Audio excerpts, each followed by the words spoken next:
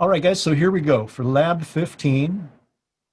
This is called Where Did 0 dB Go? And this is a gain structure discussion. This is one, really, I put together, the genesis of this was a long time ago, and it was really about when we were making the transition from analog to digital and the different metering styles and the different, it wasn't necessarily a different gain structure, but it was what, because the different metering um, that we were having on the digital consoles, it was really throwing people off. So I decided to put together a whole thing about this. So this is where we're going to go with this. And always remember, certainly in my labs here, with few exceptions, this will always be geared toward mixing music, right? The things that we want to have in play when we're mixing music. Okay, so just keep that in mind. All right, so any gain structure discussion at the console level, for my money, kind of starts with this discussion here.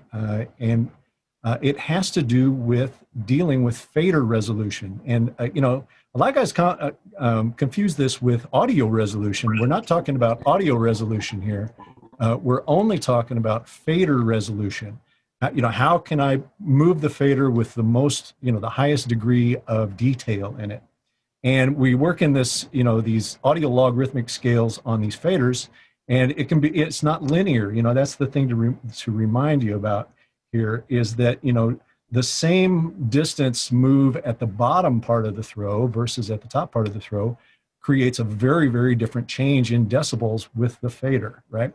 So if you notice here up at the top one there, a move of that distance is a 5 dB change, right? Where if we move down in the bottom of the throw half that amount of distance, it can be a plus or minus 20 dB change, in that same distance, right? So the point to get across here is that we want to work as mixers, especially as music mixers, with that fader up in its high resolution area where we can make very fine adjustments. The PA systems, everything have enough resolution in them now that should be able to hear very small adjustments in fader movements. And you want to be able to do that delicately and purposely up in those areas. Now, the question always comes up, well, what's the range where you think it's still in high resolution? I think from my thinking, my ears, et cetera, usually it's about -6, -8 to about +6, +8. Somewhere in there, if the fader is sitting in there, I feel like I'm good. I'm going to be able to do my work really, really good here. This is not to say that the fader needs to go up and sit at 0.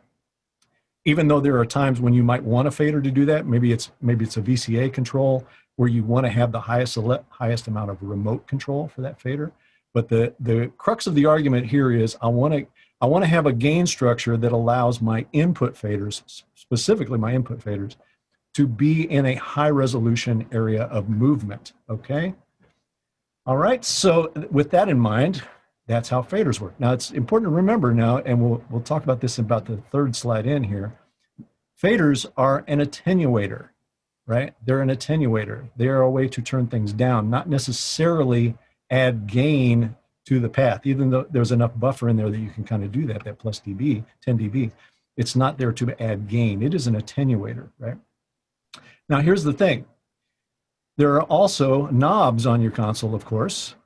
And guess what? Bus knobs are really also faders, right? They're just in knob form, not fader form. And the Paragon console always did a really good job of demonstrating this. So did the Gamble. And Gamble was always really good about doing this as well. And if you notice the markings on a bus knob, like an aux bus, they're set up exactly the same as a fader. So the same things apply here, right? Where we want to get those auxiliary knobs up in their high resolution portion of their throw, right? Where we can make the finest adjustment. And, when we're in the same room together, I always ask this question about this because it's true. Everybody, I think, has experienced this at one point or another in their career when they're setting up, especially guys that are mixing front of house and monitors. You see this all the time where, maybe the artist is on stage and you're kind of mixing monitors for them and they kind of get your attention. And they go, I need my voice up just a little bit, just this much. And you reach up and touch the aux knob and they go, no, down, down, down, down, down, right? And it's like you barely touched it. You probably, most likely in that situation, have the auxiliary down in its low portion of the throw where small changes are creating big changes in decibels to their ears. So especially in ear mixes, you would want to really have this optimized where both the fader and the auxiliaries are operating in their high resolution portion of their throw. Is that making sense to everybody there? Yeah. So, that when I talk about optimizing a console for use, it's not just optimizing the gain pass through, it's optimizing the operational aspects of it as well, right? Where you can do the finest detail work. That is part of gain structure, is getting the console in that position. Combination of operational finesse and audio optimization. If you can optimize both those things, then you're really, really, as they say, swimming in tall cotton. So let's go on. Now, another place where we have knobs, obviously, is in the preamp gain. But here it's a little different scenario. Even though it's the same thing, this is a situation, this is a circuit path that actually adds gain to a signal, right? So it is an amplifier at this point. So check it out. It actually kind of works in reverse here to a fader, which is an attenuator. Here we have something that's adding gain. And notice the resolution difference here. The resolution at the bottom of the throw is actually very high. So we can make very small changes in gain and do this delicately until we get up into the very, very top end of the throw. Then we're making some considerable gain changes, small distance there, right? So it's important, it's important to remember that it's the opposite for preamp gain. Preamp gain versus an attenuator, right? Is that making sense? All righty, let's carry on. All right, so let's, as I've done in the past, let's just ask the question here. Obviously, if you want to answer it, you can. But I would do this in person normally. I would say, okay, let's just start with the basics here. Why do we need a preamp, right? And, with really young people that are just coming into this for the first time, I shouldn't even say young, just people that are young to the experience, they come into it. There's always this moment of, well, wait a minute, I've got a gain knob and a fader, why do I need two of those things, right? And it really, once you inherently understand this, you're really on your way to understanding it, right? So forget that we need, for now, for the purposes of this, forget that there are different sounding preamps, right? That some preamps sound different than the others, some sound better, some sound worse. Forget all that for this discussion. The discussion here is, why do we need one in the first place? And the pre, in and of itself, needs to get a mic level signal to line level signal. That's its only job. It's its only job. So if we have a signal coming in at mic level, we need to get that signal to line level. Seems pretty simple, right? So it kind of begs the question sometimes. I wonder why there's so much confusion about this, And maybe if you understand it at that basic level, all of a sudden this gets a little bit easier. So then, of course, the next question becomes, well, if it needs to get it to line level, where's line level? I mean, I'm looking at a preamp there. I got my mic level signal coming in. How much gain do I add to get it to line level? And why is that important, right? Well, as you'll see here, the importance of it is that whether it's a digital console or it's an analog console, the design, the inherent underlying design of the console is designed to work at line level, not at mic level. All the circuit path, everything is optimized at line level. That's where it's going to carry the best specs. It's going to, all the gain stages, as you'll see here, are set up to work at line level. So we've got to get that signal to line level. So back to the original question, well, where's line level? Well, we have this thing called a meter, right? That is going to tell us exactly where line level is. And that's our path in. That's how we start to optimize audio in terms of gain structure here, right? So somewhere on that meter, regardless of how it is labeled, somewhere on there is a representation of line level, right? So if we turn up the gain until we get it to line level, then we're good to go from that point forward, right? We've got that signal kind of optimized at its input stage and carrying forward there, right? So it sounds simple. It sounds simple. And honestly, it is simple once you kind of understand some rules and get some things in your head here. But what becomes a very important piece of doing this, which hopefully is evident to you right now, is how important the meter is. The meter is crucial to doing this. All right, so let's kind of dig in here and understand metering, because this is wildly all over the shop in live sound. And, you know, if I was to take a poll right now and ask every one of you, do you know what kind of metering you have on your console in terms of ballistics and in terms of the values that are being shown? Describe it to me. I wonder how many could do it, you know? So what you're going to see here, you know, I've got an analog input meter shown here. I've got this thing called Venue DBR, which was a meter scale that we basically invented to help you out in Venue, the original Venue console, to get you from analog to digital. And then there's, of course, the Pro Tools scale, which is a digital recorder that uses DBFS, dB full scale, right? So it's DBU, DBR for reference, and DBFS. But all three of these are showing you exactly the same thing, just in different ways, right? So for instance, whoops, as you can see here, if we run up a signal to 0 dB in analog, that's going to present a +4 output at its signal path, right? Well, if we run a signal up to 0 dBr, same thing. It's going to output +4 at the next, going into the next stage. Same thing on Pro Tools. If we put a signal up to -20 dBFS, in Pro Tools, -20 dBFS is line level, which would present +4 at the output of that device or the output of that stage to the next device, right? It's all the same. It's just, you're just looking at it in different ways, all right? Now, with digital, of course, there's another aspect to it. And I'll just be as transparent as I can about it right here. This is a little controversial. Since I originally did this presentation, I've actually checked with a number of A to D designers, converter designers, some golden ear engineers, etc. And there's differing takes on the validity of this. I believe it, and I swear I can hear it.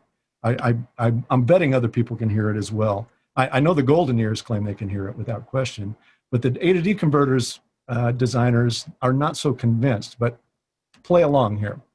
All right, the math works out like this, where, you know, in an analog circuit, if we have low signal level, a signal level that is down below line level, then we're not really meeting the specs of that circuit for the signal, meaning there's going to be competing noise, there's going to be possibly competing harmonic, well, actually not harmonic distortion at that point, but other types of distortion and clarity in that preamp.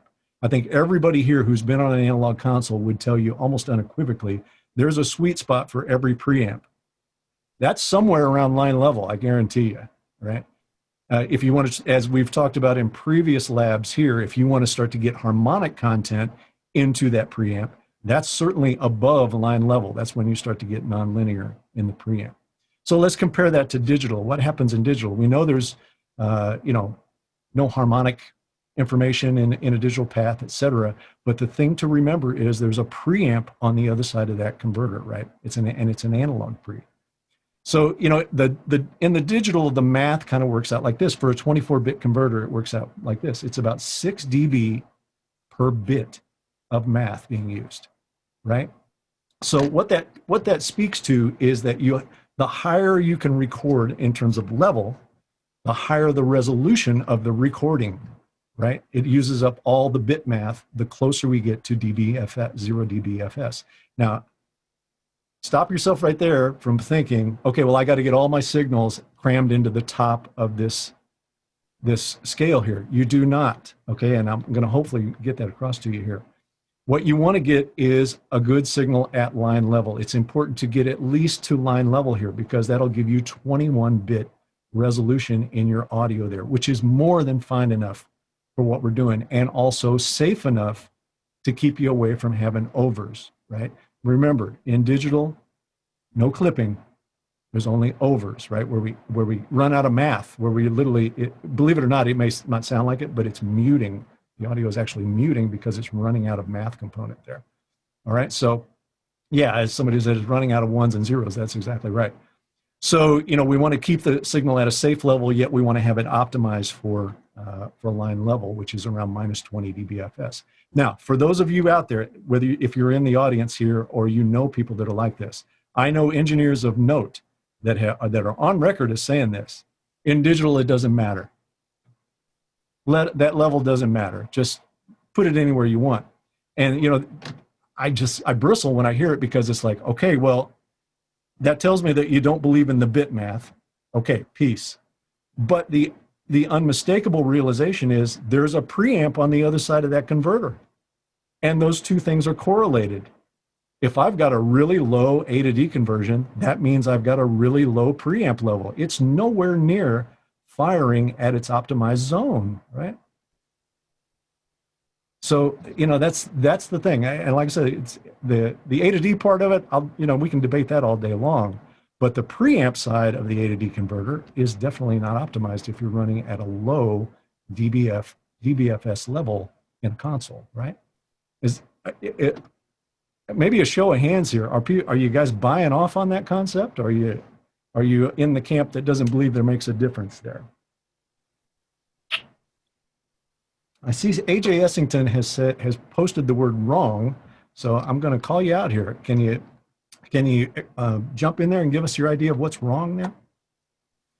No, I was agreeing with you, Robert. So when I see you say wrong, I said wrong. No, wrong meaning level is important when it comes. Okay, there we go. Okay, Ben. You and I right now, we're just right here, buddy. Thank you. I appreciate that. Okay. Yeah. So my point of it is all of this matters, right? And really, that's the crux of. Look, guys, that's the crux of all these labs that we're going to talk about in the past and going forward is that details matter. In audio, details matter. They all matter. The minute you catch yourself saying, that probably doesn't matter, get ready to have your ass bit at some point by it, right? It's going to happen. So in audio, it's all about the detail work, right? And the more, I've said this a million times in mix clinics, et cetera, mixing and doing audio is a million small moves. It's not a bunch of big moves, not a big move with a plug-in or anything like that. It's a million small moves. And the more of these millions of small moves that you master, the better audio you're going to have at the end. There's just no ifs, ands, or buts about it. Okay? So we're going to stick on metering here for a while because this is so important to get this done right. And I don't care what console you're on, this is important, right? Whether it's analog or digital, this is important, all right? So let's take a look here. And there's a lot of debate out there about where is line level in a DBFS meter. And I would tell you, it's not across the board. I don't want to say it's across the board, but in our world, in our live sound world especially, the vast majority of consoles are at -20 is line level to +4. All right, so, and this is right out of the Yamaha manual, and I've probably had more debate about Yamaha than anything, funny enough, right? Which is, everybody's like, oh, I think it's +16. No, it's like, -18, all over the shop. It's like, well, fellas, this is right in the manual here. Okay, so take a look here. So the break point between -20 and -18 in that meter is -20. All right, and that's right where line level is in your Yamaha product. And if you go right to the top of that scale, which would be +20, and add the 4 dB on the output, that's +24, right? Which is that signal drive level, right? That's not a sensitivity, that's an output level at that point. So without question, in Yamaha, it's -20 is line level. Okay? I hope we settle that. I feel like I need to carry this slide around with me on my phone. So if the debate ever comes up, it's like, well, here you go. Just check out what they say in the manual. Okay. All right. So let's go here. We'll see if PowerPoint holds on here. It was a little sketchy through this section this morning. Maybe it had something to do with the web. So the thing to remember here, let me move this real quick, get it out of my sight. And the thing you must realize is there's lots of different meter scales depending on the way you're metering, right? So I've gone to a Pro Tools session here and pulled up, looks like seven examples here of metering that, we will look at here in terms of their scale, and we're also going to look at it in terms of their ballistics, because you have to have this information if you're going to assess this well. So take a look at here. We got a VU scale. In digital, we got an actual VU scale. We'll look at where that goes. It goes -20 to 0 to +3. Just like what? A deflection meter, a deflection VU. That's exactly right, Tim. So, you know, this would scale exactly the same way. Even though we're seeing it in a digital form, it's going to look and act exactly like a ballistic, I mean, a regular VU meter, right? All right, let's go to our next one. Well, digital VU, that's going to be a DBFS scale, right? So -60 up to 0, a max point of 0. So that's clearly a digital scale, digital DBFS scale. Same thing for an RMS meter. Same thing for a venue. Well, actually, a venue RMS meter is that DBR scale. Remember, venue console is a digital console, yet look, it's an analog scale on the meter here, right? It goes -60 to 0, 0 to +20. So the underlying thing that you would grab from that is, okay, -20 from the top of the scale is line level there. Right? How about sample peak meter? Okay, same thing. It's a DBFS meter because it's looking at sample peaks. Venue peak, again, it's the same scale as the DBR, even though we're going to, as you're going to see here, it's a different metering ballistic. And of course, PPM digital, which again is a sample meter. It's not even really looking at waveform. It's looking at sample peak there. But it's digital, obviously, so it's going to be in a DBFS meter as well. Okay? So my point of bringing all this up is once you have these all there, well, check this out. Let's see if I can get it to work here. Come on. This is a steady state signal. This is a tone going into those channels. They are all reading the exact same tone, but they look different, right? They look different. So, you know, if I don't have an expectation of what I'm looking at here, I'm going to make bad decisions, right? So take a look across the board here. I'll see if I can kind of annotate this to bring it to your attention. Oops, hang on. I got somebody sitting in the waiting room here. Let's see here. So look,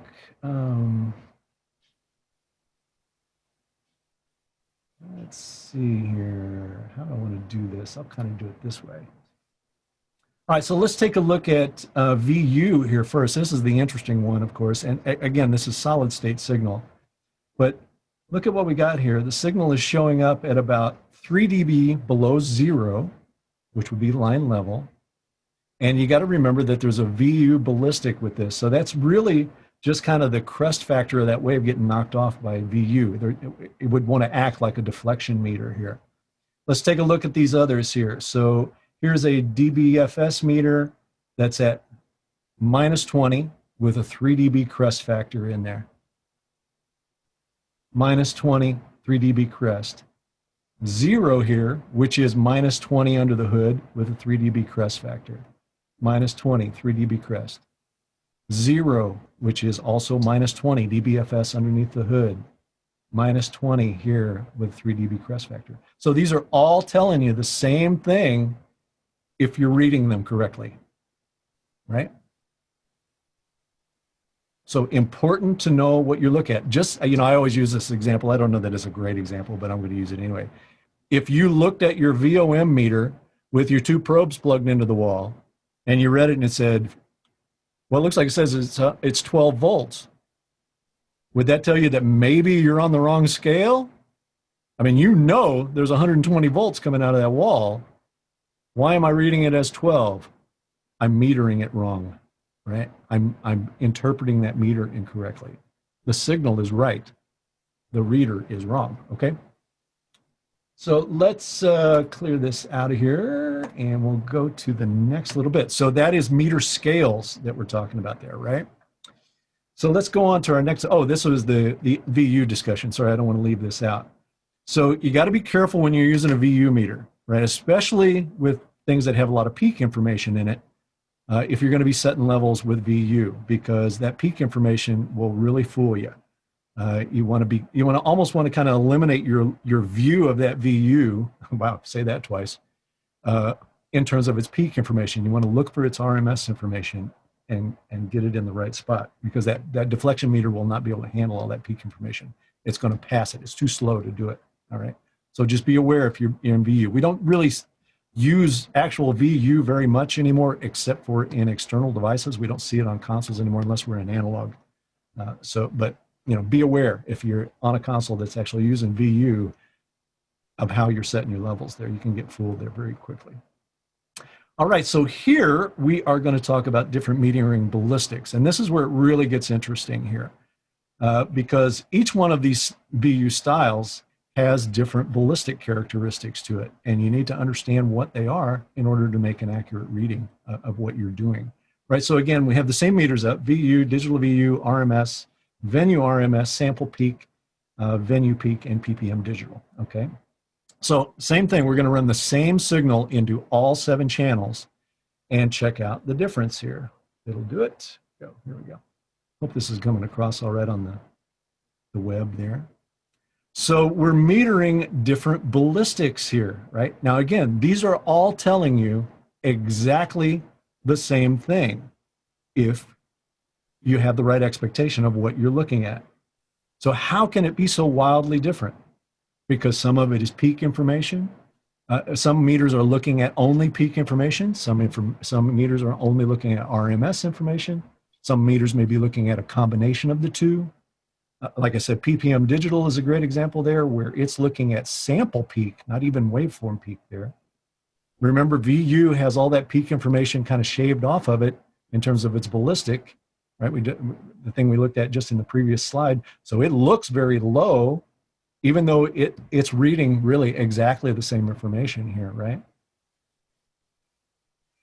So, it begs the discussion when if you're going to talk about gain structure and you're going to take it seriously in your console in terms of setup, man, the first thing you've got to know is, what kind of meter am I looking at? Because all meters are not created equal, as you see here, and then make the right adjustment from there, right?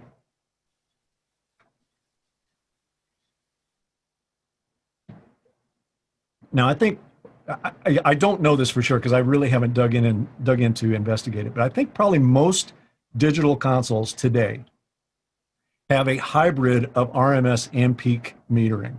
That's really the most powerful thing you can kind of have going on. But you've got to know, and I'm going to show you why you need to know right here. I'm going to give you a really golden example of it here. Okay, so let's switch over here. I'm actually going to go to the next slide here to stop this. And we're going to go here.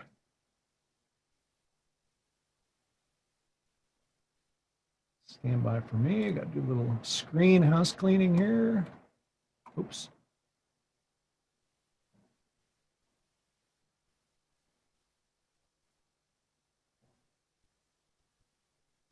Get you out of there. Get you out of there. Okay.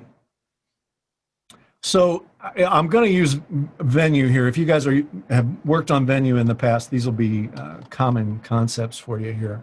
But in the Venue console, we have the ability to look at the metering as being a peak meter or a VU or RMS meter, excuse me.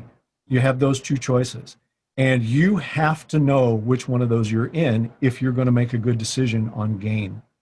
Okay, because you can get fooled very, very quickly here. And I'll fully admit it, in the early days, the very early days of Venue, the default setting on the console was peak. And it used to just drive people around the bend because they didn't realize what was going on. And I'll explain that further as we go on here. So right now you can see I got 2 channels sitting there in front of you, a kick and a snare. And I just personally think drums in particular, percussion, things with a lot of transient response in them, those are the hardest things to really set gain for in any console, let alone digital or analog. But we're going to do that today. I'm just going to do it today. So for now, I'm going to kind of give you the opportunity to set the gain here. Remember, if you buy into what I've talked about, we want to get the signal level sitting at around 0, around line level, right? That's what we consider optimized. So we're looking at a meter here. Let's just let's take that second one. I guess you guys can see my cursor there. We're going to work on this guy right here. We'll just work on the snare drum. All right. I don't think I can zoom in any more on that. Actually, let me do this. Let's try this. There we go. All right. So you can kind of see that snare drum now, and where the cursor is, you see the color break in the meter, and that's listed as 0 dB. Which is actually what what, fellas? Minus 20 dBFS, right? That's our line level signal. And as you can see right now, the snare drum, oops, sorry, let me get the right channel up here. There we go. The snare drum is actually low right now, right? Everybody, I think, would agree that the snare drum input is low in terms of its gain. All right, so I'm gonna play, because we can't really interact here totally. I do this in class all the time, but I'm just gonna start adjusting gain. And normally I would say, okay, somebody in the class, tell me when to stop if you think there's enough gain on the snare drum right now. Okay, so I'm gonna start adding it here. Here and do it. And normally people would tell me to stop right about there. Right? I look good? So, you know, in terms of what I've told you, you would look at that and go, well, yeah, it looks like the snare drum's hitting right around 0. That should be good, right? And it's not. It's not near enough level, because you're looking at a peak meter right now, not an RMS meter, right? And something like a drum has a lot of peak information in it, right? So that's what you're looking at, drive that meter right now. And I'm going to prove it to you by going here.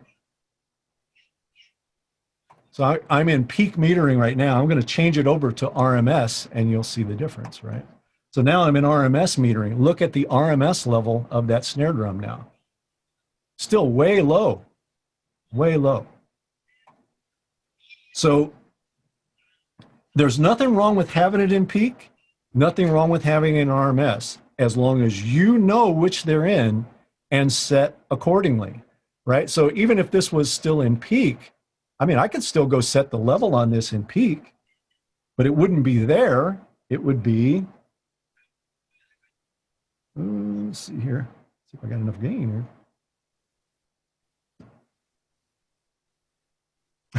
I can't get enough gain on it because I'm in playback here. I've kind of cheated the system here a little bit. Let me do this. Hang on, I'll do it here.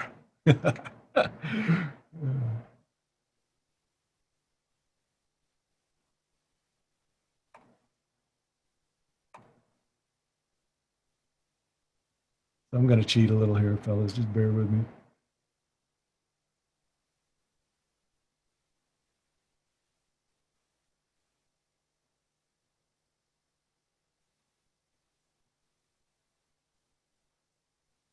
Get it over here.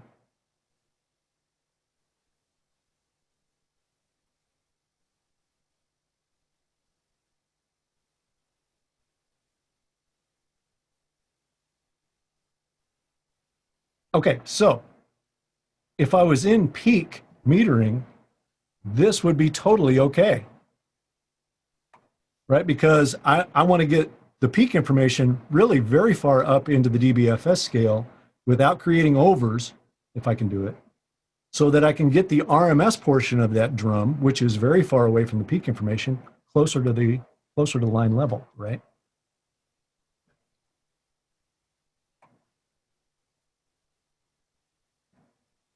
Okay, so again, now if we go back to look at RMS against that, now look at the RMS level. And I got a little hot there. Look at the RMS level. Now the RMS level is great for that drum, right? Now, you know, I mean, we give you a really credible, really easy way to do this in venue land. And it's this thing called gain guess. I'll put on the Avid hat for just a second to show you this, because we worked very hard on this, and the most recent version of this feature is fantastic because it also addresses auxiliaries, etc. If you change gain like this using gain guess, it's going to automatically adjust your auxes as well, which was a problem in the past.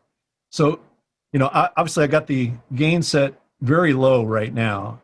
And depending on which meter style I'm in is going to depend on how, or dictate how gain guess works, right? So we use gain guess on venue just by simply pressing down on the preamp gain knob until it flashes. Or you can go to the software, there's a little question mark near the preamp that allows you to do that as well. You can just press on the question mark and it will gain until it flashes, and it will set the gain properly. So what it does is in RMS mode, it will set the RMS level of that signal to 0 dB or 0 dB or minus 20 dBFS. If you are in peak metering, it will set the peak level to minus 20 dBFS or 0. All right, so again, you want to know which mode you're in before you start setting gain. So I'm going to put it in RMS right now and just engage gain guess. Let's see if we'll do it in return path here. So you can see it's just automatically changed the gain for that to optimize it at 0 dB, right? Minus 20 dBFS. So you can, I mean, it sounds convenient to say it, but when I'm setting gain, I do this religiously. It's what I use to set my gain on every input that I use. Because I know it's right. I know it's going to be right. Now, it's not to say, it's not a hard number. It's not that you can't adjust it again. You can certainly go adjust it and tweak it as needed, but you can always gain guess it at any point and get it really in the pocket there, okay? Any questions up to that point?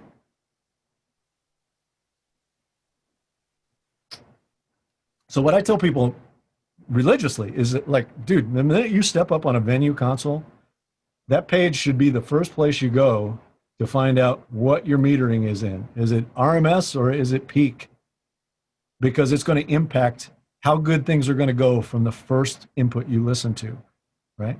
So just use this as an example, right? Let's use that drum as an example. If I was in peak ballistics here, and we set that meter like we did, like I would have the class do me right at the beginning, right? Well, the RMS portion of that drum is now sitting down at about minus 15 below 0, right? Actually sitting at about minus 30, minus 35. What's going to be the response out of the PA with that? What's going to be your response when you hear it? Your first response is going to be, wow, it's not very much gain here. Not very much output in this console. When in fact, it's the input that is run too low here. And you will all start to notice, as we're going to talk about here, that your record levels are very low as well, right? So job first, job one in gain structure is know what kind of meter you're looking at and be able to assess it appropriately, right? Okay, peace.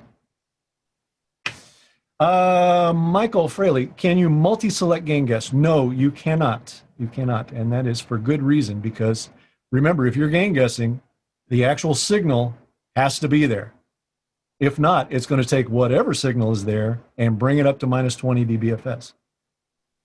So let's use the crazy example. Maybe I decided I was going to gain guess my snare and my toms all at the same time. Push down those preamp controls. Well, on the toms now, there's nobody playing toms, only the snare drum. I've taken the background noise and moved it to minus 20 dB. The first tom he hits is going to cause a nuclear explosion. So be careful there.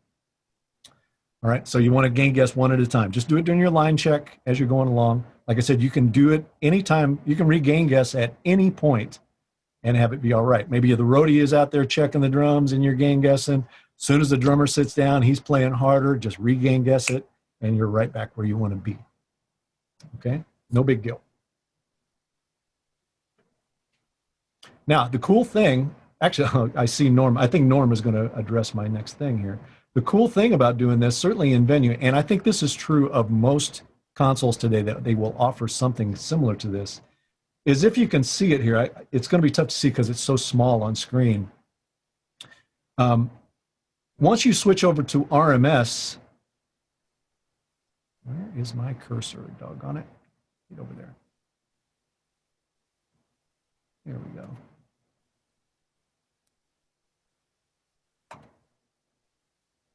Why are you not there? There we go. If you notice on the meter here, you'll have to look really close to see this. If you guys are on small computers, you might not be able to see this. But once you switch over to RMS, you'll see the RMS as the full meter, and then you'll see a disconnected LED up here that is the peak information, right? So you're seeing both peak and the RMS, and you can kind of slide that accordingly to get that peak information to fit under the over. Does that make sense? And the signal in the RMS scale, right? I mean, we really don't want to be creating overs there if we can do it. Remember, digital consoles do not distort. They just mute, There's no such thing as good sounding digital distortion unless you're Trent Reznor and you mean to do that. I mean, you've done it with intent. Okay. Oh, here's a great question, which we're going to talk about toward the end of this thing. Does the input channel metering point play an important role in gain structure? It certainly can. It certainly can. I'll share with you the horror story of this that I experienced at one point.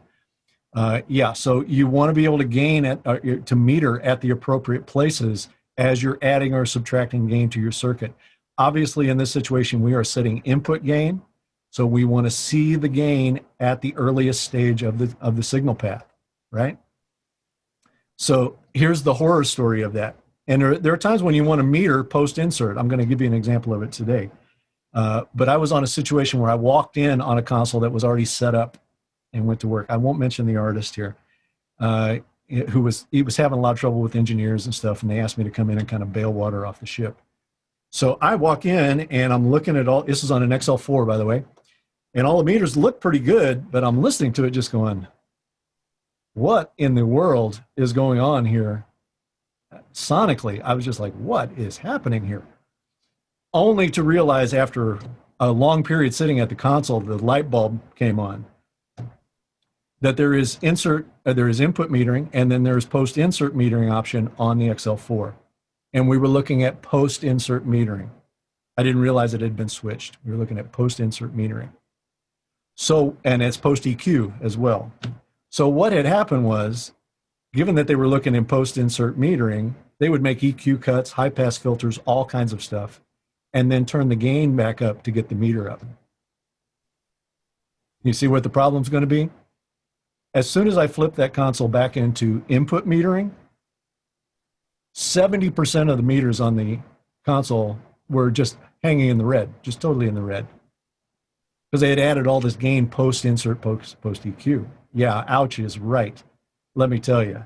But, then all of a sudden, like I said, the big light bulb was on. It was like, okay, let's start at input gain here and get everything back in line.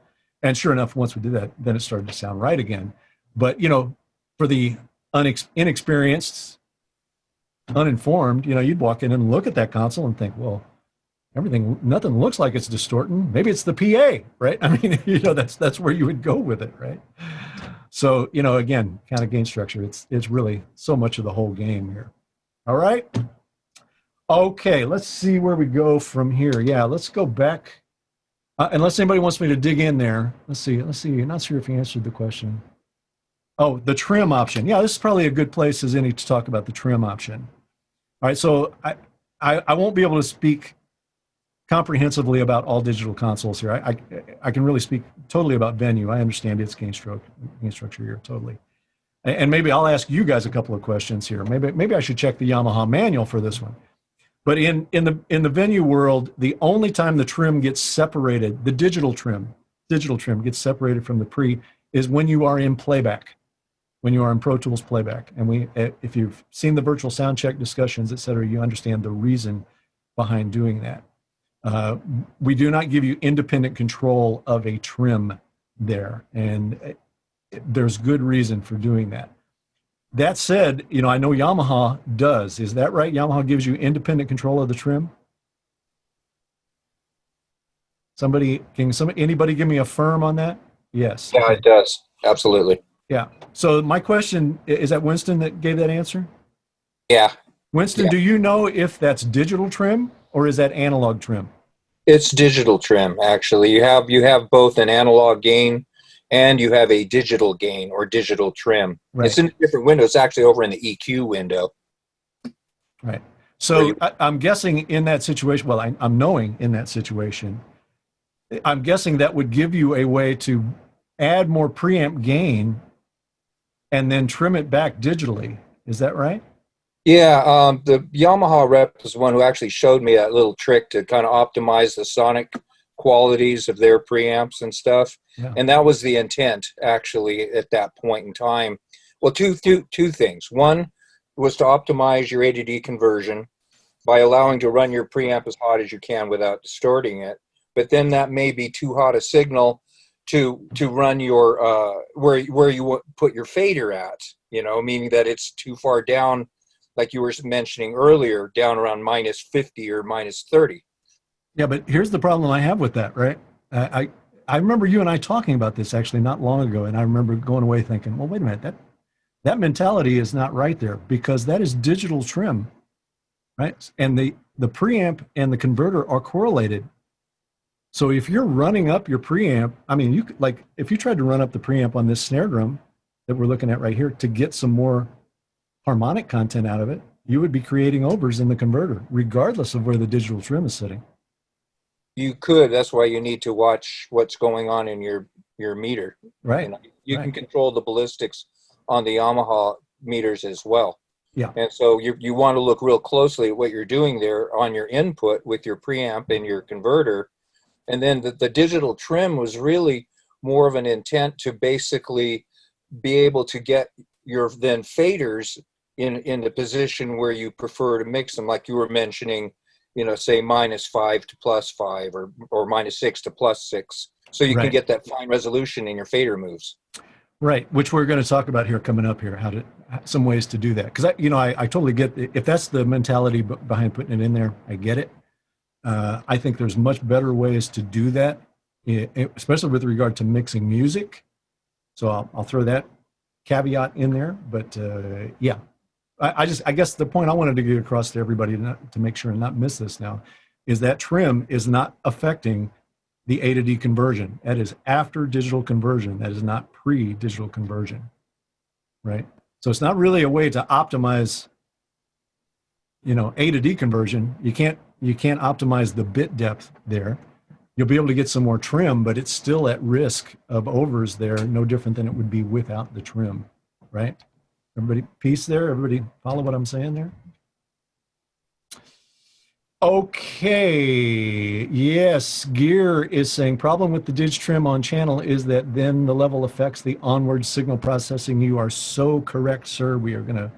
I am gonna validate that sentiment here in just a few minutes. All right, so let's get back to, let's go back to here now. So as if all of this wasn't difficult enough, we have this additional problem now of plugins, right, of digital plugins, and some of them are emulations of analog, which present its own challenges here in terms of how we handle gain throughout the system, right? So I've tried to just come up with some examples, some of the glaring examples of this to try to help you through this, right? So in terms of gain. So what we're looking at here is one of our old stalwarts in live sound, right? This is a DPR 402. The top one is an actual one. The bottom one is the plug-in version, right? Totally viable, but look at the different metering that they have available on each device, right? This should be your clue to what's going on here. And this one's pretty straightforward. So on the actual device, you have something that has, a 0 dB point, right? And then another plus 18 above it. So it really does, even the 402 didn't really match the plus 24 capability of your input. Once you put it on there, you had the chance to actually subtract some headroom from that particular insert because it was not matching up with the later analog consoles in terms of total gain. However, if we look at the digital version of it, right, look at that metering scale, and that's your first clue at where line level is on the plugin, right? Minus 20 is going to be where the line level is. It's going to match those two things up there, okay? So just treat it accordingly. Don't be looking for that top scale in the plug-in version. It's not going to be there. Okay, you're in digital at that point. Everything's been digitized. All right, let's see here. So here's an interesting one. This is where it really gets interesting, is if we have a plug-in emulation of an analog device that uses a VU meter. Well, now we got all kinds of challenges here, right? Because a VU is going to go from minus 20 to 0 to plus 3. Where that digital device really is working in dBFS there. So is 0 dB on the deflection meter actually minus 20 dBFS? It's a question I haven't really gotten good answers from yet from anybody that talks about this kind of stuff. But I've just through some measurement and some other stuff, I've been able to get a sense of it, which I'm going to show you here. And even on the digital, if that is indeed minus 20, if 0 is minus 20 dBFS, well, what's plus 3? Well, it's just like, well, wait a minute, the numbers don't really add up here, right? And then, of course, you had the added challenge in 1176 land of looking at +4 or +8 dB M as a reference point, right? So, one of them is a broadcast standard. The other is just a standard audio standard there. Scott, go ahead, man. I see your hand up. Well, we can get to this anytime, but there's two parts to this question. So one, correct me if I'm wrong, but doesn't the Avid normalize at peak, like when you start it up? I think like if you start at a fresh show file now, I believe it starts in RMS now. We changed it a couple years after we released the console. It should come up RMS default now. Okay, so I've seen two types of engineers. I don't know what you are because I haven't watched you mix, but a bulk of the people that I've watched mix over the course of the years, Tech Inform and everything, at least from front of house, I've seen some of them. One predominantly was he'll set his actual faders across each channel like at -5, his master fader at 0, and then from there he'll set his gains on each channel to get the proper gain structure as far as like the meter. Yeah. Seen the other side where you'll leave all the faders down. You'll set your gain at the top to where you're reading properly, then you'll pull your faders up. But one of the things I noticed differently when you do that, now you don't have as much play on your faders because you've tapped out your gain at the top, which, okay, great, you've got a lot, but now your faders don't go as high and you can't get a nominal level. So, I mean, can you explain the two differences and why you do that? Because I now do myself, unless this is wrong, I do the faders like at -5, main fader or master fader at 0, and then I set my gains according to that. Right? That's what I try to mix, and then I started EQing to add that additional level. Yeah, we're going to go through that in great detail here in just a second. So just hang in there. It's right after this section, so just hang tight. Thank you. Yeah. All right, so I decided to kind of put together this thing to kind of show the challenge here. Now this is we'll see if PowerPoint plays along here. This has crashed my computer a couple of times here for some reason, but this is an actual 1176 that I have here at the studio. And this is a plug-in version, the Bomb Factory plug-in running on the console. And these two units, as you can kind of see here, this is not meant to be faked. They have exactly the same settings, right? Same ratio, same attack, same release, same input and output level.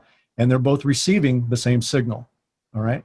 But keep in mind, one is a digital unit, one is an analog unit, right? So that VU meter up at the top, that's a real VU meter.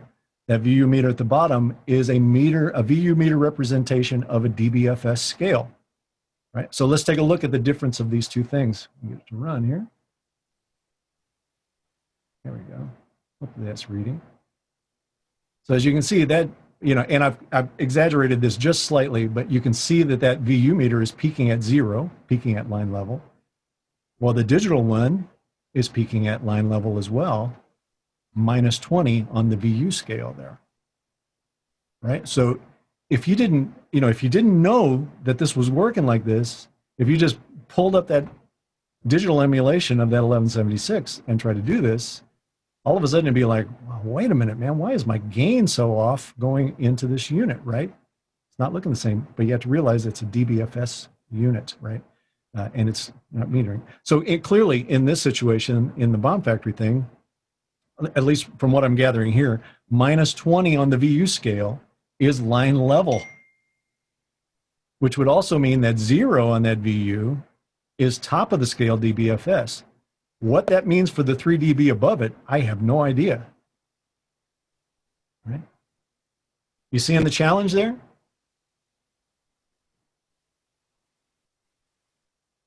All right. So I don't have all the answers for you there, unfortunately, but my point is be careful. Make sure you know what you're looking at in terms of gain traveling through your signal flow, especially when you start to get into plug-in emulation, et cetera. That can get tricky, really, really tricky in terms of metering and optimizing the unit. Because don't fall into the trap of thinking there's not an optimized level for a plug-in as well because it's all digital.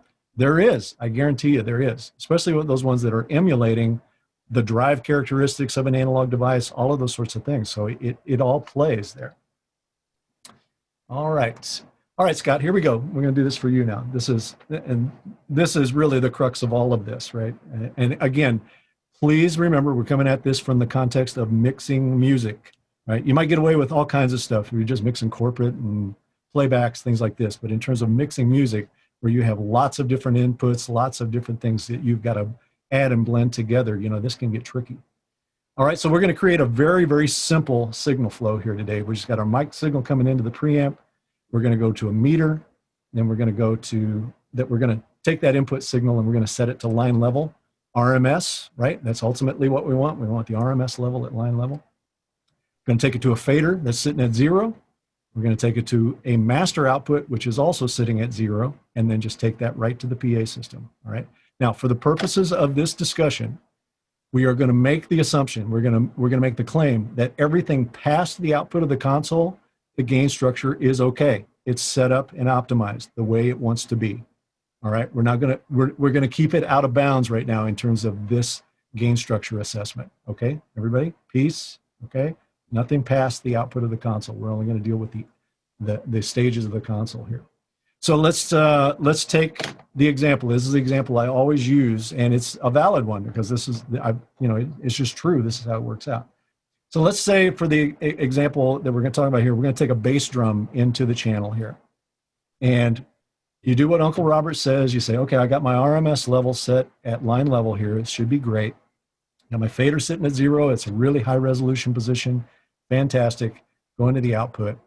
But as soon as I turn it on, it is excruciatingly loud in the PA, especially for the style of music we're mixing today, whatever that is. You just think, well, wait a minute, man. There's no way I'm going to have the bass drum that loud. I'm not going to have any drum that loud for that matter. So you're at your first point of decision here. Where do I turn it down? Right? This is the challenge right now that's going to be able to answer whether you can keep your gain structure optimized here. How do I turn it down? Right?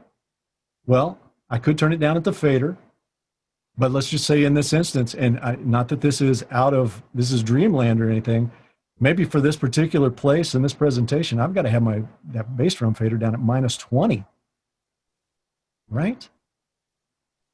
Daryl, you said amps. I'm just going to remind you, everything past the output of the console is out of bounds right now. We're going to assume that it's optimized. So hang in there. All right. So turn down the input fader. Is that what we want to do? Well, the penalty there is really one of resolution, of fader resolution, right? Now I'm going to be very coarse in my adjustments in building that drum set, right? That drum kit. And remember, I'm only doing the bass drum here right now, but this is going to apply to all the drum channels, right? Well, okay, if we don't want to turn it down there, well, do we go to the master and turn it down? All right, PA system? Definitely don't want to do it there. Now, anything I've got to have louder than the bass drum has already been penalized 20 dB. You follow me? And I'll even throw that out for Daryl. He asked if we do it at the amps. Again, the output stage is off limits right now. But even then, if you turn down the amps to where the bass drum felt right in the PA system, you're going to be penalizing all the other inputs by that amount of level, right? So stay away from that just for now. We'll discuss that if we have time here at the end. All right, so obviously the input fader is not the best place to turn it down. The master fader is certainly not the best place to turn it down. Where do we turn it down? Do we go to the attenuator and turn it down? Do we go to and I shouldn't say the attenuator.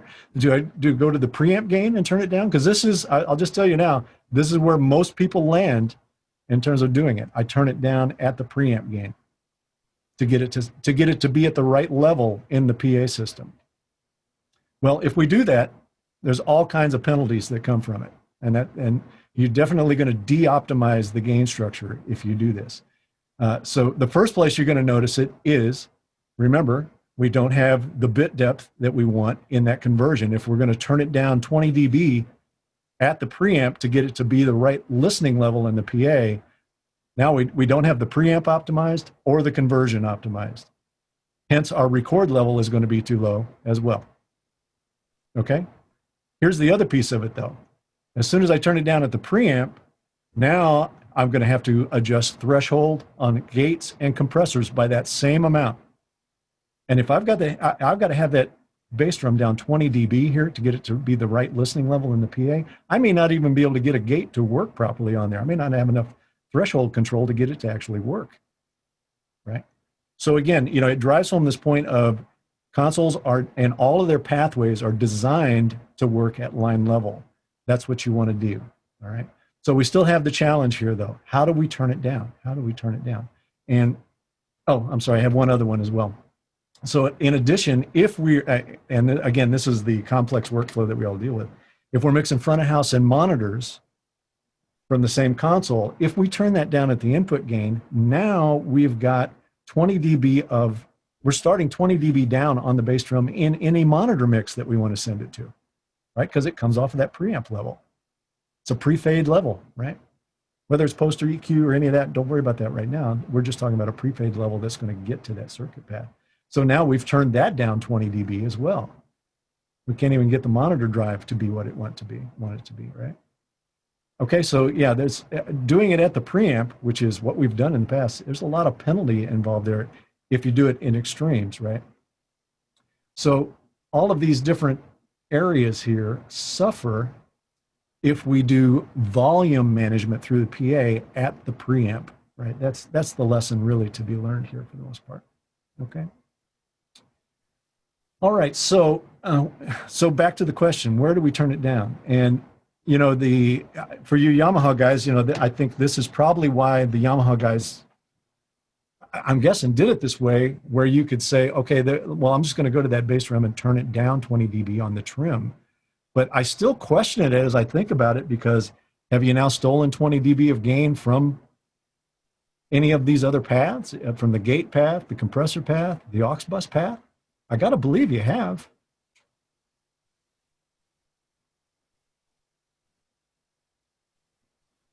I guess I'm going to have to go find out. Might have to go look into that. Okay, so where do we turn it down? This is my take on it. This is what I've been promoting. This is what I've learned since I was 19 years old and have used it forever in analog and digital. So here's the answer. It's an audio submaster. Now remember, we're in mixing live music here, all right? Live music. So with this concept of audio submaster, what we're going to create is a master volume for a given family of inputs, right? And by family, I mean, okay, this is the drum mix, right? This is the guitar mix, and we're going to create master volumes for this. Now, I'll fully concede to everybody here that this has now gotten really complex with all of these bus-to-bus workflows. Because I see a lot of guys doing this now. I mean, they've really bought into it. This idea of, well, I'm going to take my kick in and my kick out, and I'm going to send that to its own subgroup so that I have one fader for both of those. That's fine. If you want to do that, I got no problem with you doing that. But at some point down the line, you still have the issue of, do I use that to create just an offset for the bass drum? Or am I going to create a drum mix offset to get it to be the right volume? Because at some point, you're going to take both those mics, sum them down to a group, and then I'm hoping you would take that group and send it to a drum submaster as a master volume control for your drums, right? That would, I think if I was doing it, that's certainly the way I would do that. Now, in that situation, gosh, it's going to get complicated here. Maybe I better stick to the Prezo here first, and then we'll come back to this.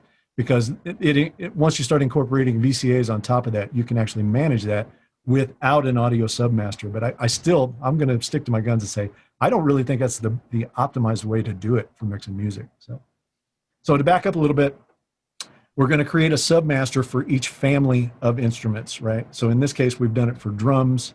In this case, we've done it, where all the drums, and usually if you're creating a drum submaster, it's going to be all the drums plus drum effects processing, all parallel processing is housed underneath that one audio subgroup. So you literally have a master volume for your drums, right? So that way you can set all your input levels, optimize them all, leave all your inputs up in high res, do your balances to create your drum mix, and then have a master volume for that you're going to turn down to get the listening level right in the PA system. Okay? That's the idea behind it. So leave bus to bus out of it for just a minute. We can certainly talk about that. I'm happy to chew on that for as long as you want to chew on it, because it does, it does do some cool things, but it also creates some challenges as well. So let's go the other direction now, and let's go back here just for a second and take another situation here. So what if I have, let's go the other direction. Now we've got something that's too loud now. What if I've got a vocal coming in here, right? The vocal comes in, and I've optimized the gain for it. But now the vocal is not loud enough at all in the PA for what I'm going to do, right? It's not loud enough for the show. What is that telling us? As live sound engineers, what is that telling us? Remember, everything past the console, we're making the claim that it is optimized and good to go. So if I can't get that vocal up loud enough right here, right now with my gain, my input gain optimized, my fader at 0, my master at fader, what is that telling me? Christopher Dean, you are 100% correct. That is telling me I don't have enough PA system, right? And there's nothing, guys, there's nothing you're going to magically do here in terms of gain, plugins, whatever, to get enough gain to make that work in that room without enough PA. All right, so I kind of want to dispel that myth here. There's nothing you're going to magically do here. Can I squeak another 2-3 dB of gain out of a gain stage or something? You know, turn up a compressor a little bit, blah, blah, blah. Yeah, of course you can.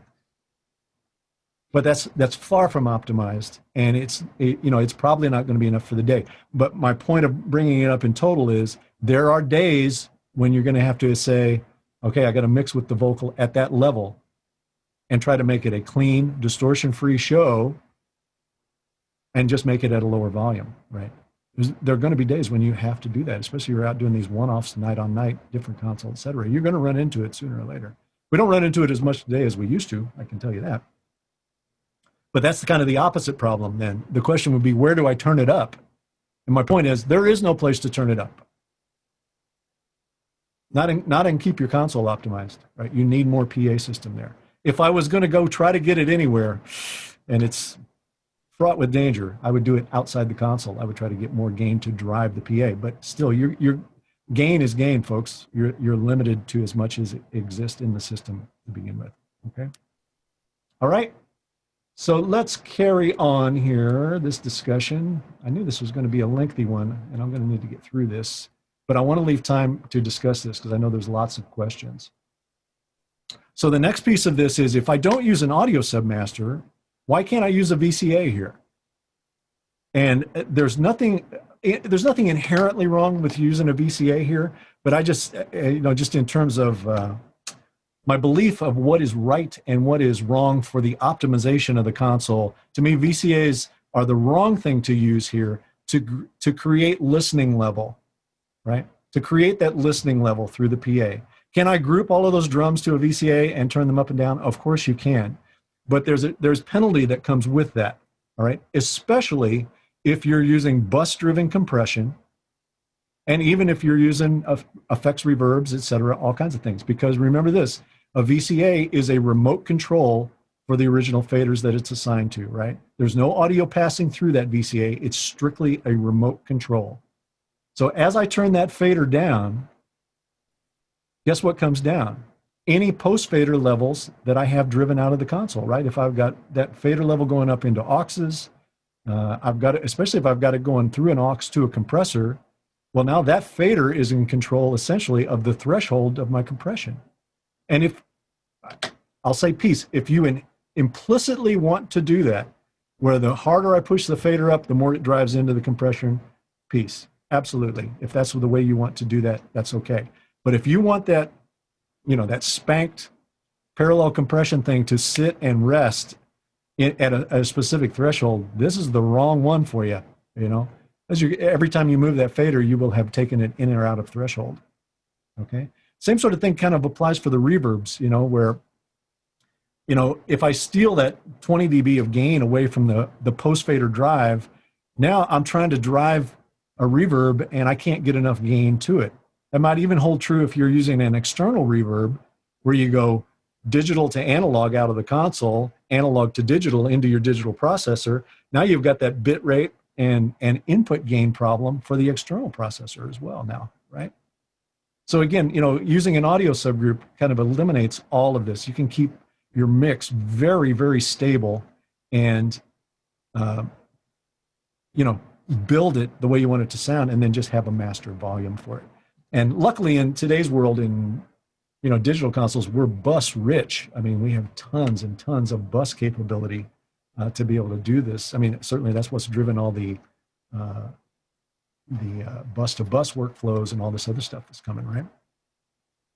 So, I see some of you guys have been kind of asking in the chat here, et cetera. If you want to voice a question here or you got some concerns about this, let's bring it up now before I move into this last little segment here. Let me see where I'm at here. Yeah. Okay. Let's stop here just for a second and take some questions. Is this making sense to you guys? Scott, is that answering your query there? Yeah, of course. So, Audio Submaster, since you and I have been dealing with the Avid so much and everything, can you put it in context as to what that would be on there? Because now at these churches and stuff, I'm back on my Midases. So now I'm taking a lot of the stuff that we've used on the Avid, and I'm trying to do what I came in to have to fix on these Midases. Like, I literally froze the first day I looked at the Midas again because I couldn't remember. So I broke you, didn't I? I broke you. I'm sorry, man. With the Avid, how am I going to take this over to the other desks? Like, what do you mean? Well, I don't know if you'll be able to, is the honest answer, unless they offer audio submaster style busing. And really, a lot of the consoles that do this, I think Yamaha did this for a while, and they may still be doing it this way, where an aux bus can be used as a mix bus. And that mix bus can be assigned to the left, right, or whatever you're going to do there, right? So in that situation, you would take one of their auxiliaries and turn it into a mix bus, and that would be an audio submaster, right? Which Midas are you using, Scott? Say that again? Which Midas are you using? Pro 2 at front house. Yeah, you absolutely can make subgroups with that, no problem, all day. Yeah, but this may be like a stupid question, but audio subgroup, like, what are you talking about? Like, I'm thinking VCAs, DCAs, that kind of thing, but what are you talking about as audio subgroup? Audio subgroup means the audio is going to be assigned to that group, and the audio is actually going to pass through that group. Oh, you're just talking like an actual group. Yeah, yeah. Okay, using your groups. Okay. Yeah, an audio group, audio submaster, same thing there. Okay. But here's the difference I'll give you, and I started intently using that term differently because I wanted people to be thinking of it as a submaster, meaning it is a group of inputs that is also going to the master, but I have control over it now as a group, right? Whereas sometimes if we think of just grouping those things together, well, that doesn't necessarily imply it's actually going to the submaster. Might be, going to the left-right master, maybe going somewhere else. Whereas if you take that group of drums that's in a single fader and assign that fader to the master fader, now you have a submaster volume for the drums, right? Pre-master, submaster. You follow me there? You basically have two masters. You have one for the drums and then a master for all of the groups. That makes sense. So then would you do for your VCAs, would you do like what you talked about where you just have your kick on one, or like kick in, kick out on one VCA, or you do a drum VCA, guitar VCA, keys VCA, and then just do groups for like a group for your kicks, a group for your snares? It's a longer discussion, which we will not have time for today, but I would encourage you to go back and look at the lab on grouping and VCAs, because I cover all of that in there. All right. Okay. Now, obviously, that has changed a little bit with all this bus-to-bus workflow that is going on now. I mean, to me, the thing that would make the most sense there, just in terms of operation now, the thing that would make the most sense right there would be to assign a VCA to both that kick in and that kick out, and have a high resolution control for it, regardless of where those kick in and out faders are sitting. The thing that is challenging with that for people is they now have a fader that has no metering, because VCA is not going to have a metering, and they can't EQ it as a composite. You follow me there? There's no EQ on a VCA. There's no level meter on a VCA. That's just a remote control for those two things. You would have to spill that VCA to get to the kick in, get to the kick out, make an EQ change, etc. Whereas if you use a bus-to-bus workflow and have it be a group, now you have two kicks going into a group. That group also has metering. It also has equalization on it. It also has compression on it. You can do that as well, and then assign that to your drum submaster or directly to the left-right, whichever you choose there, right? So you can do that. As you guys have known in the past, my concern with doing that is latency. Is anybody handling the additional latency there by doing that? Or are we just throwing caution to the wind and doing it? So, I would encourage you, if you're thinking about doing bus-to-bus there, and again, in the context of music here, right, where frequency addition and impulse matter, Be careful there. Be careful. You can set yourself some real traps there if you're not careful. Okay. Good part is you answered the other question, because I always wondered, and I don't think you tapped on this the other day, but as to why people use groups on top of VCAs, I was like, why are you grouping things so many times? Other than using like parallel compression and that kind of stuff. And I can answer it in one sentence, because one of those group scenarios is volume setting. It's volume, loudness in the PA. I'm setting a volume for that family of instruments in the PA. And the other grouping, meaning VCA, is control. It might give me control of inputs within that subgroup. Like I might just have a VCA that's just kick, snare, and overhead, right? But that's happening inside that group that has set the volume for the drums in the PA system. Gotcha. Right? Yeah. I mean, Scott, I really encourage you to go watch that lab on grouping and VCAs. I think it will answer all of those questions for you right there. Will do. Really strong one. Yeah. All right. Well, we're at hour 20 already. This is going to be a long one today. We'll just keep going here. I hope you guys are okay with this. We'll get to this next piece and I threw this in intentionally because this is something that we've been able to do this kind of thing forever, but this has somehow gotten really complicated with digital consoles, this concept of using external preamps for your systems. But it's actually really cool in digital. It's amazingly simple to do. And again, I'm going to speak for Venue here. I can't speak for the capabilities of doing this in all digital consoles, but I can certainly speak to the signal path in Venue that you can do this kind of thing. All right. So actually, let me get a couple things on here. I'm going to need to show you. Let's turn this on. Let's see here. I think I'm going to need this one on as well.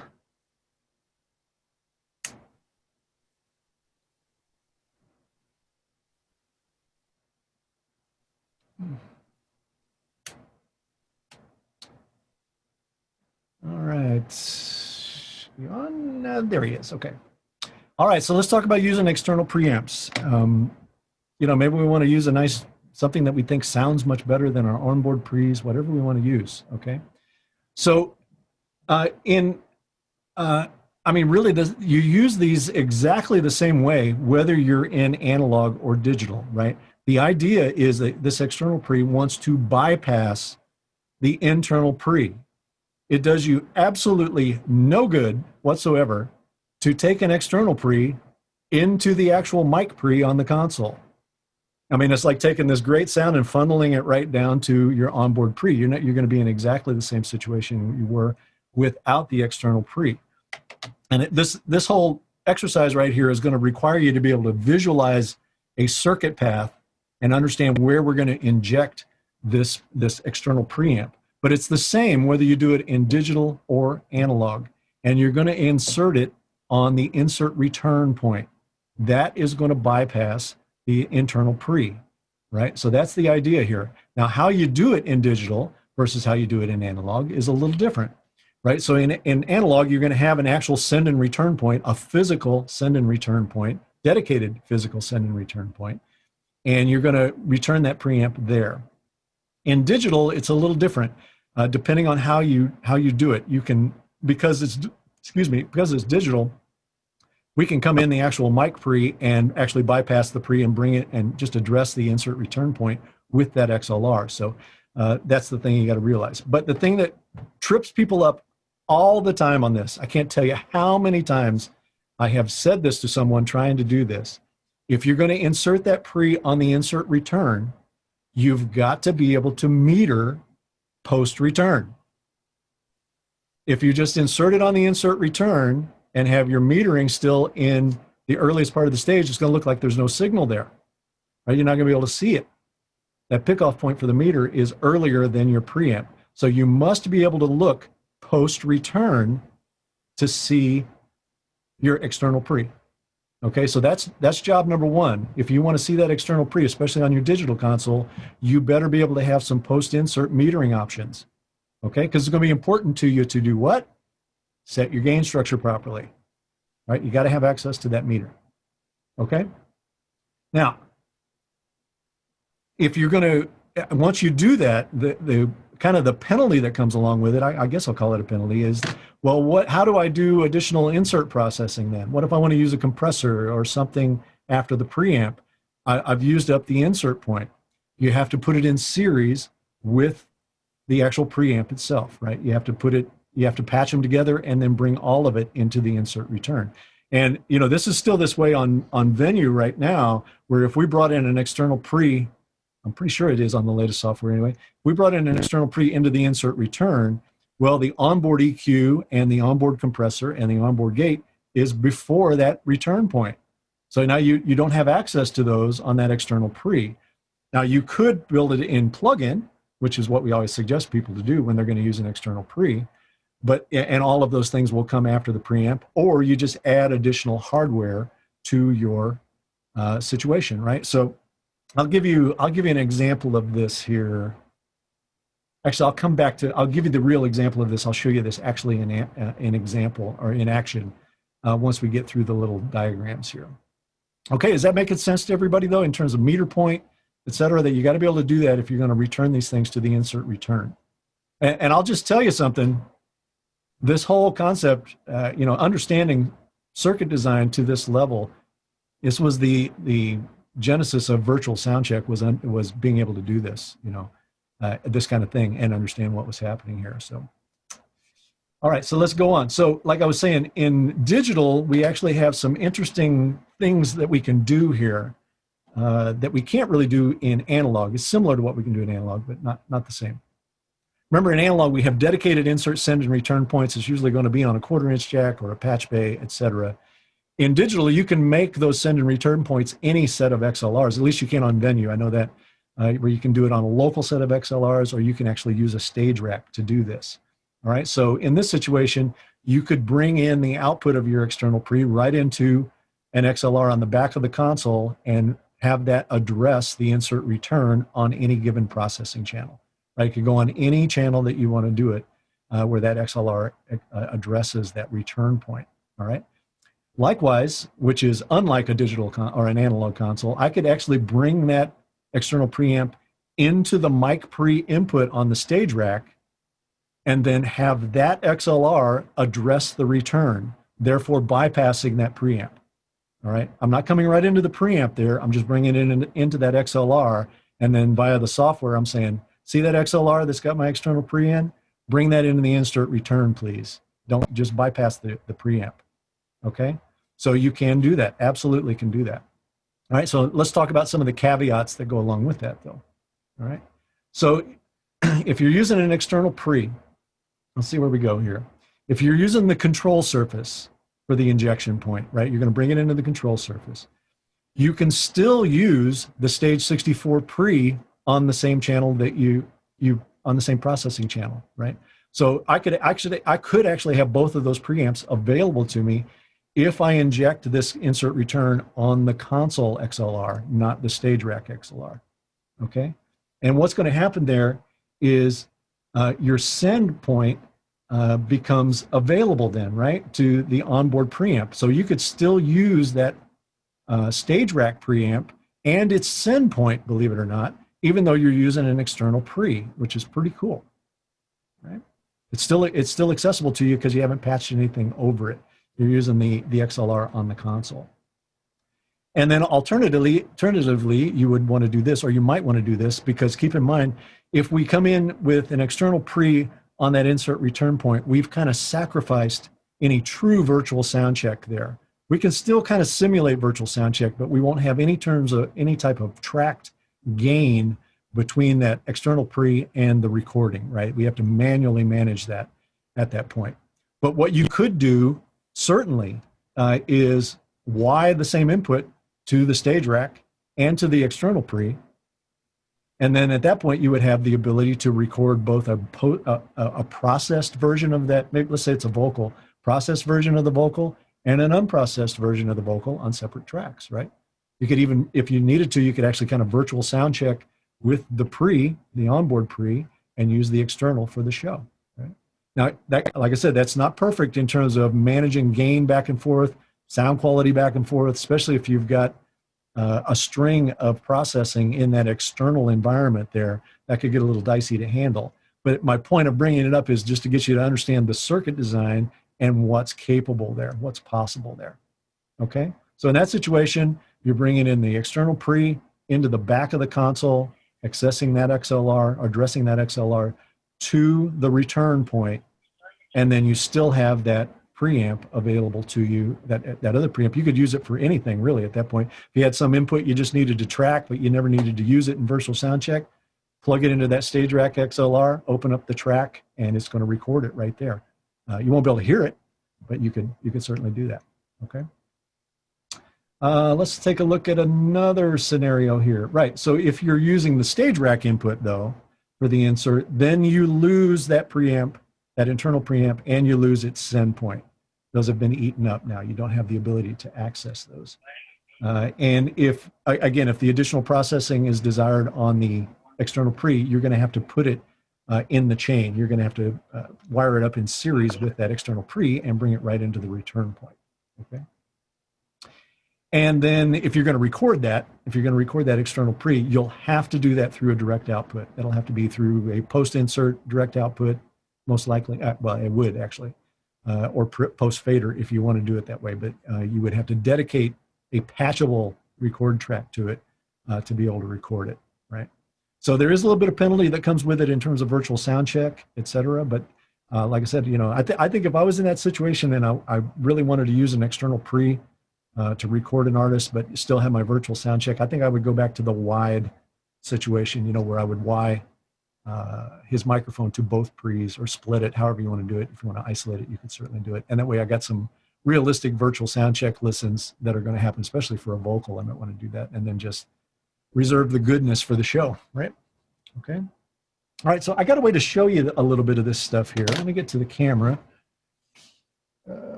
Let's go here. And I'm going to shrink this down a little.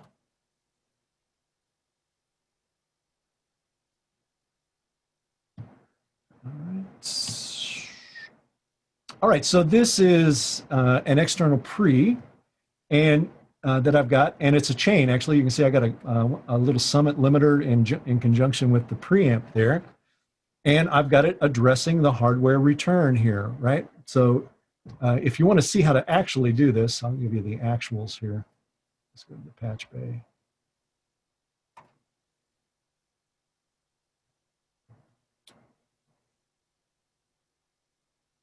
All right, so in terms of, if I go to insert return,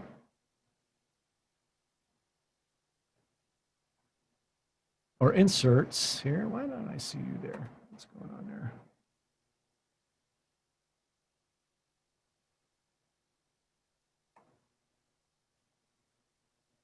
Oops, sorry, my bad.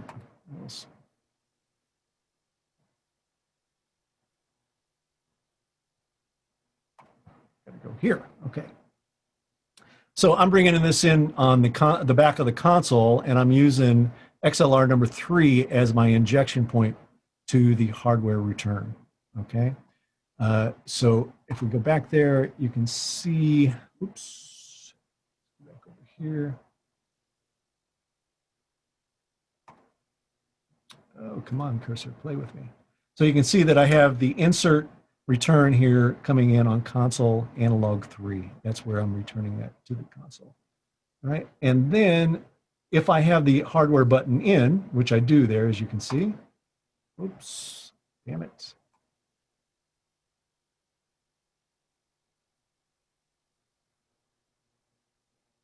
Cursor challenge today. Oh, cursor's acting weird.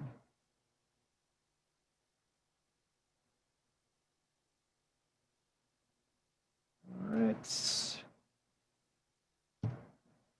As you can see, I got hardware insert in there. And help me. If I take it out, you can see that the signal should go away. If I can get my cursor to play along here. And actually, yeah, I'm kind of getting ahead of myself here. So I've got a signal also plugged into the onboard pre here. So if I go to hardware return, you can see that this is actually controlling gain here, right? I'm actually turning up gain. That is the preamp working in conjunction with it. I have, gain control on the compressor. All of that is working there on that external pre. Okay. Now, I've also got this signal coming in to XLR8 on the stage rack, right? Actually, let me show you this as well. So we're looking at post-fader metering there, or post-insert metering, excuse me, post-insert metering. Sorry, I got somebody in the waiting room here. Somebody showing up very late. So if I switch to pre-insert metering, notice I see a different preamp there. That is the actual stage rack pre that I have plugged in with the same signal, right? So here's post-insert metering, here's pre-insert metering, and this preamp is actually adjusting that. This is the stage rack pre in that channel being adjusted. And it's not going anywhere right now because we've interrupted that signal with the hardware return, right? But if I wanted to come out of a send point with this preamp, I could certainly do it. If I wanted to record that preamp, I could certainly do that as well. Let me go here. I think it's this guy. Where are you? That would be this guy.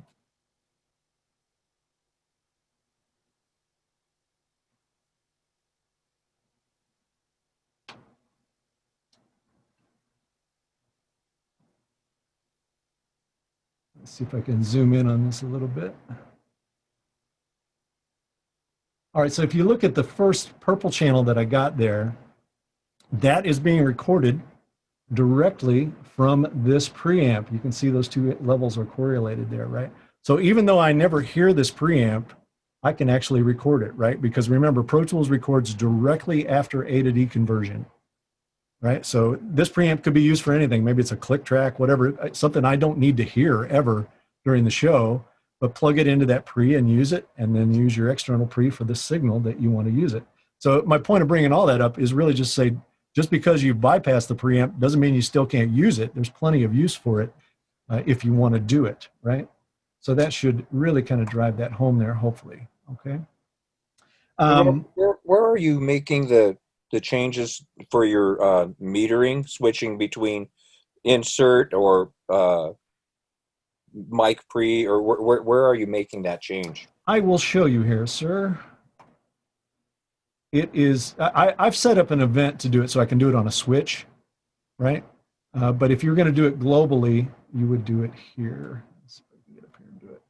You would go to options, interaction, and then go here. So you can drop down and see top of channel, insert return, or post fader, right? So I've just, like I said, I've just set it up where I can make that global change just with a push button on the console. I've set up an XY switch to be able to do that, right? So you can look at it instantaneously, which I would recommend that you be able to do. You be able to look at those positions quickly. You know, it's important when you're kind of setting gain to make sure you're not making boo-boos there, right? Okay. Right now, those are strictly global options there. They are, yeah. Currently, they are. We haven't done it on a per channel basis yet. We may at some point. We may, but right now it's a global change. It seems like that would be a nice option if you were doing external hardware type inserts like what you're just talking about. Especially there, yeah, especially for external hardware inserts, no doubt about it. Yeah.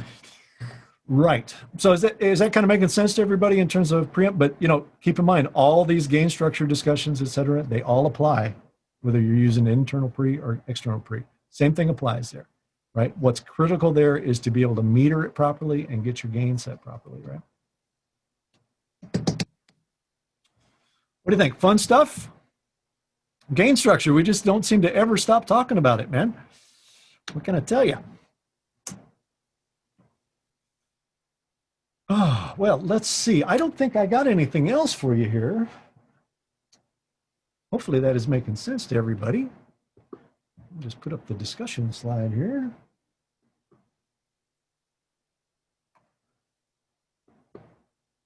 Yeah, you're not going to play along. Okay. Fine. All right. Any other questions? I see a couple of thumbs ups, which is nice. Yeah, it's really fun stuff. And I'll just, oh, actually, you know what? Matthew has had his hand up here forever, I think. Matthew, come in there, man. Sorry about that. I just zoomed past you. Lay it on me, brother. You got a question? Yeah, no, don't apologize. I guess maybe this is all assumed, but any of this sort of processing would have to be done. If you're the kind of person who likes to put processing on your output, you can't even touch that until you set up all this gain structure first, correct? I would totally agree with that. Yeah. Because everything you do input wise is going to impact it. You know, it's almost like that's the icing on the cake. You can't ice the cake until you build the cake, you know. Sure. And then as opposed, and I don't know if this is a different topic of discussion, but how does that kind of relate to outputs and matrix levels if you're not traveling with a PA and maybe those are changing every day? Yeah, well, that's the biggest challenge of all of this, right? But I would say to you, I'll give it to you in this context. From my perspective, the reason you want to get this console so well sorted out gain structure wise and get your mix sounding right in terms of gain, structure, everything is because going forward, without question, you're going to need to deliver it to other places besides a PA system. You're going to need to stream it. You're going to need to get it to news organizations. You're going to need to record it, all of these things. So just, treat it just exactly as if you were in the studio where that output stage is fixed, right? And get it sounding right here. And then the only variable that you're going to deal with day to day is what's happening outside the console, right? Especially if you're carrying your own console, then it's like if you show up and all of a sudden the PA is very quiet when you output what you know is good level, then you know the problem has to be at the drive stage of the PA system. Is something turned down? Have you guys had a really hot show come in and you've turned down the input to your processors? Whatever it's going to be, it's going to allow you to treat the console as a constant and then go attack the problem, right? All right. Well, that was a really long session. I had a feeling it always turns into a really long session, man. I mean, when we do these things live, this thing can go on for hours, with people interacting on it. But I hope that addresses a lot of this. As I said to Scott, the other piece of this is how to use that group structure to get your music balanced at the right volume for the PA system. And I would encourage you as a part of this presentation, just go and check out that lab on groups and VCAs, and it will talk about this very thing to you. Because that's the second part of this. Usually I have a live demonstration of actually how to build a mix. And I'll just say this, once you get gain structure really kind of hammered out and working really, really well on your console, so many other things become easy, right? Like even doing festivals becomes easy if you have a good gain structure approach. It just walking up and dialing up something becomes really, really easy to do, especially using groups. I mean, I know Dave Morgan's in this room. I know he's done this. I mean, I've been at festivals where I did not get a line check pre-show. We're just going to do it at set change. And I've got to build a mix from the ground up, including line check here in 30 minutes. And for my money, submasters are the key to doing that, where I just solo up that submaster, build a drum mix to it during line check, and now I have a master volume control for that drum mix when the show starts. When the show starts, if the drums aren't loud enough and the vocal's too loud, it's 2 fader moves and I'm more in the pocket. And then I'll go start working back toward the input side and getting things sorted out. But you do that enough times, you get good at building a mix to a submaster.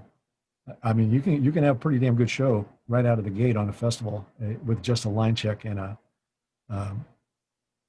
and some balancing. Might not even hear it through the PA in those situations, So it takes skill. It takes skill to do it. But if you have all the right pieces in place, you're metering it right, you're doing all of those things right, it comes together pretty quick. Okay. All right, fellas, that was a long one, and I thank you for hanging in there for all of it. We'll pull the ripcord here. We will be 2 weeks until the next lab. I haven't decided what we're going to cover there yet, even though we got a suggestion here today from doing that. I'll have to kind of look back through the list and see what we're going to cover in a couple of weeks, but hopefully you got something out of this, and we'll see you in a couple of weeks. Get to work out there, everybody. Let's go back to work.